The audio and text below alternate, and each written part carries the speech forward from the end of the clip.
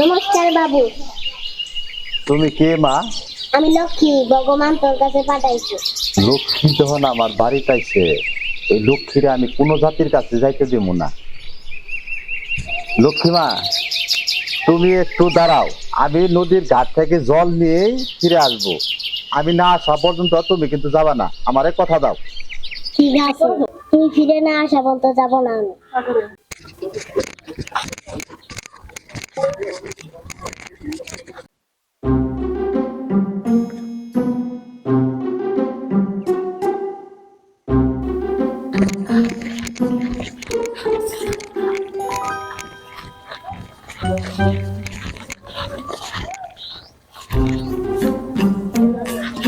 আমি এমন একটা কাজ করব, হিন্দু ধর্ম থেকে লক্ষ্মী আর কোনোদিন অন্য ধর্মে যেতে পারবো না।